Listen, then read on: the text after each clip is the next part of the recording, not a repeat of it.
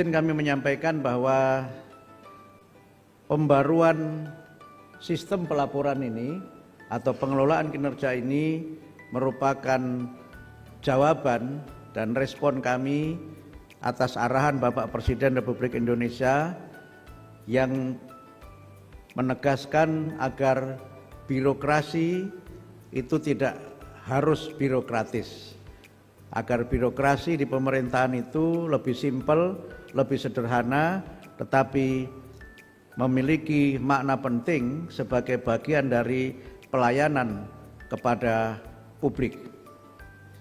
Ini juga merupakan bagian dari respon kami terhadap banyaknya masukan dari para guru, pengawas dan kepala sekolah yang merasa bahwa pengelolaan e-kinerja itu dirasa ribet dan kadang-kadang juga bikin ribut.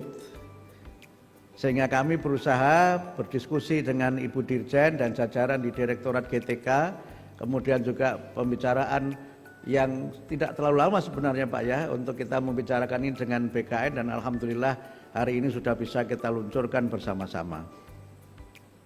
Tentu dengan pelaporan yang baru ini, kami tidak bermaksud untuk melonggarkan atau mengurangi tugas dan kewajiban para guru. Sistemnya yang kami rubah, komponennya yang coba kami susun kembali, karena pada dasarnya tugas guru itu sudah melekat di dalam undang-undang guru dan dosen.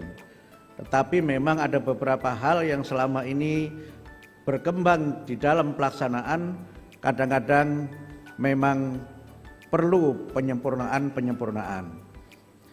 Dalam rilis kami yang baru ini, ada beberapa hal yang berubah dari komponen pelaporan. Tidak hanya sistem pelaporannya yang berubah, komponen yang dilaporkan juga ada perubahan-perubahan. Dalam sistem yang lama, guru hanya melaporkan pemenuhan jam mengajar, yaitu 24 jam, sekurang-kurangnya 24 jam dalam satu minggu. Sehingga banyak guru yang sering saya bercanda, guru yang dari lonceng ke lonceng, karena tidak bisa memenuhi 24 jam mengajar di satu sekolah, karena memang jumlah kelas yang terbatas dan jam mengajar yang juga terbatas. Sehingga karena harus mengejar dari lonceng ke lonceng itu, tugas guru yang sangat penting yaitu membimbing peserta didik, membimbing para murid itu seringkali tidak dapat terlaksana dengan sebaik-baiknya. Saya sering menyebut sebagian guru itu adalah guru yang hit and run, datang untuk mengajar, setelah itu kabur entah kemana kita tidak tahu. Nah, dengan pola kinerja yang baru ini, maka guru tentu harus menunaikan tugas utamanya yaitu mengajar. Tetapi tidak harus 24 jam mengajarnya itu. Mengajar sesuai dengan jadwal dan mata pelajaran yang ada di sekolah itu. Kemudian pemenuhan yang lainnya untuk 24 jam itu bisa berasal dari membimbing peserta didik. Ini ada di dalam Undang-Undang Guru Dosen yang tadi Bu Dirjen menyampaikan 5M itu salah satunya adalah membimbing. Sehingga sekarang ada kesan karena sibuk kesana kemari, tugas guru sebagai pembimbing itu belum terlaksana secara maksimal. Dalam pelaporan yang baru ini, guru sebagai pembimbing nanti bisa dihitung dengan jam tatap muka. Kemudian yang kedua, guru juga memiliki kewajiban untuk meningkatkan kualitas profesionalnya. Saya belum ketemu bahasa Indonesianya, yang populer kita kenal dengan continuing professional development. Sehingga proses-proses di mana guru meningkatkan kompetensi ini juga kita hitung dengan jam tatap muka. Yang itu ada ketentuan dalam 1 tahun dia harus memenuhi berapa jam untuk dia meningkatkan kualitas diri. Sehingga pelatihan-pelatihan untuk para guru nanti akan kita selenggarakan dan itu merupakan bagian dari 24 jam tatap muka itu. Karena sekarang banyak pelatihan yang abal-abal dan asal-asal dan banyak seminar-seminar yang kaleng-kaleng yang kadang-kadang tidak menjadi bagian dari peningkatan kompetensi dan kualitas guru.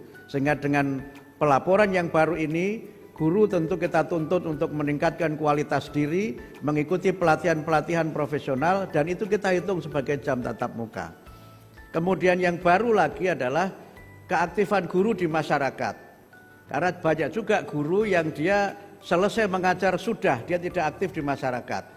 Karena itu maka keaktifan guru di masyarakat, ikut organisasi-organisasi profesi, itu juga nanti ada hitungan-hitungannya, yang dengan itu maka guru akan menjadi bagian tak terpisahkan dari masyarakat. Bahkan dalam banyak hal guru bisa menjadi pelopor berbagai kegiatan yang ada di masyarakat. Kemudian yang baru lagi adalah keaktifan guru dalam kegiatan-kegiatan di sekolah.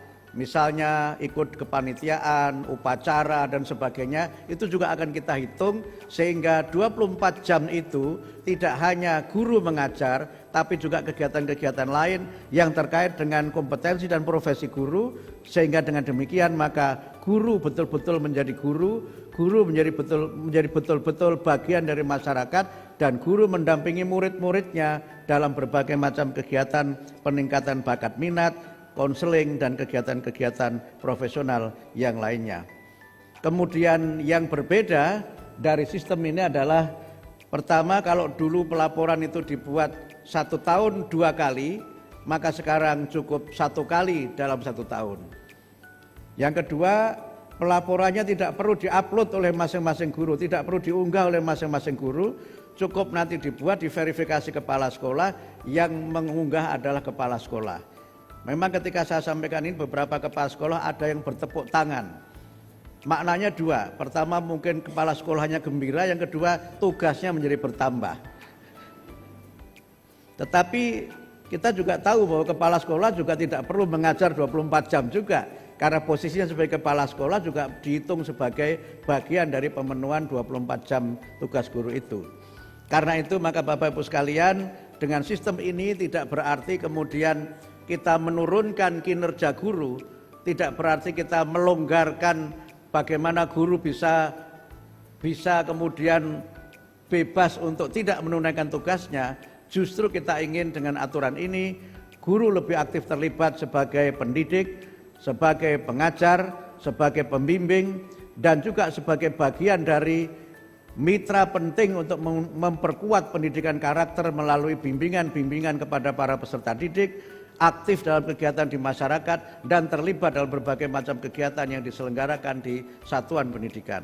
Mudah-mudahan dengan pembaruan pengelolaan kinerja, guru, kepala sekolah, dan pengawas sekolah dapat memberikan laporan yang lebih mudah, bermakna, dan bermutu untuk kita semua.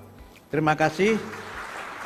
Mudah-mudahan terobosan ini dapat menjadi bagian dari upaya kami untuk menjadikan para guru lebih fokus melaksanakan tugasnya dan tidak belibet dengan berbagai macam tugas-tugas administrasi yang lainnya. Birokrasi tetap ada, tapi tidak boleh menjadi birokratis. Administrasi tetap perlu, tapi tidak boleh terlalu administratif. Demikian, mudah-mudahan bermanfaat. Nasrun minallah wa fathun qarib. Wassalamualaikum warahmatullahi wabarakatuh. Mohon berkenan Pak Menteri tetap berada di tempat untuk melakukan perilisan. Kami mengundang dengan hormat PLT Kepala Badan Kepegawaian Negara Bapak Haryomo. Kami mengundang juga Deputi Bapak Herman, Deputi Bapak Suharmen, dan juga Direktur Jenderal Guru dan Tenaga Kependidikan Ibu Nunuk Suryani untuk bersama-sama melakukan perilisan. Dan kami mengundang Bapak Warsito.